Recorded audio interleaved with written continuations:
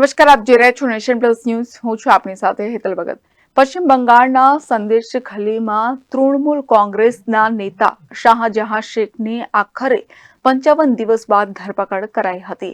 ત્યારે સુરતમાં ભાજપ દ્વારા શાહજહાં શેખનો વિરોધ કરવામાં આવ્યો હતો. પશ્ચિમ બંગાળના સંદેશ ખલીમાં તૃણમૂલ કોંગ્રેસના નેતા શાહજહાં શેખ સામે 42 જેટલી ફરિયાદ નોંધાઈ છે, જેમાં મહિલાઓ ઉપર અઘટિત અપરાધો અને અત્યાચારો આચરવાનું તથા ઈડીના અધિકારીઓ પર તૃણમૂલ કોંગ્રેસના નેતા શાહજહાં શેખે હુમલો કર્યાના આરોપ છે.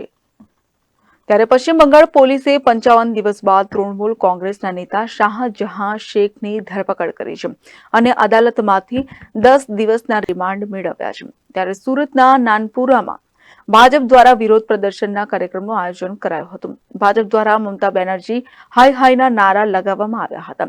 સ્વામી વિવેકાનંદજીની પ્રતિમા પાસે વિરોધ દેખાવ કરવામાં આવ્યો હતો.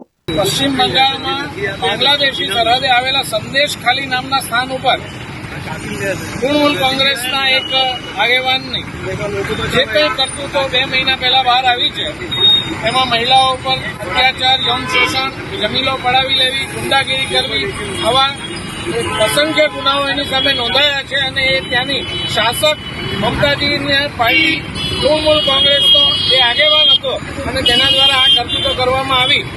એની સામે પોલીસનું પણ એને રક્ષણ હતું, સરકારનું, તેની સ્થાનિક સરકારનું રક્ષણ હતું. પણ જ્યારે કેન્દ્રીય એજન્સીઓએ એને એના ગુનાઓનો પર્દાફાશ કરીને એની સામે કાર્યવાહી કરવાની ગતિવિધિ હાથ ધરી, ત્યારે એ લગભગ 55 દિવસ સુધી ગુમ થઈ ગયો અને સંદેશ ખાલીથી બહુ જ નજીકના સ્થાન ઉપર 55 દિવસ સુધી રહ્યો અને તેની સરકારના રક્ષણમાં હતો. એના કારણે એને પકડવામાં સરકારની કોઈ દાનત નહોતી.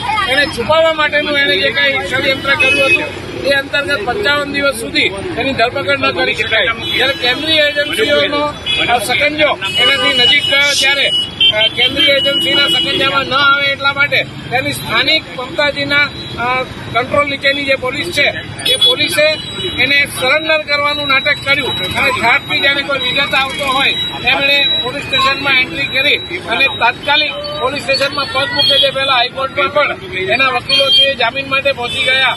આ તો હાઈકોર્ટને એની સમજદારીને સલામ કરીએ કે એને જામીન ન આપીને 10 દિવસના રિમાન્ડ આપ્યા છે, પણ એ પણ તેની પોલીસને સોંપ્યું છે. એટલે ભારતીય જનતા પાર્ટી એનો મહિલા મોરચાના નેતૃત્વ નીચે તમામ કાર્યકર્તાઓ દેશભરમાં આ શર્મસાર ઘટના અને મહિલાઓ પરના અત્યાચાર કરનાર રાજકીય report Nation Plus News Surat. સમાચારોના સતત અપડેટ માટે નેશન પ્લસ ન્યૂઝના યુટ્યુબ ચેનલને સબસ્ક્રાઇબ કરો, બેલ આઇકન દબાવો અને ફોલો કરો ઇન્સ્ટાગ્રામ, ફેસબુક અને ટ્વિટર પર.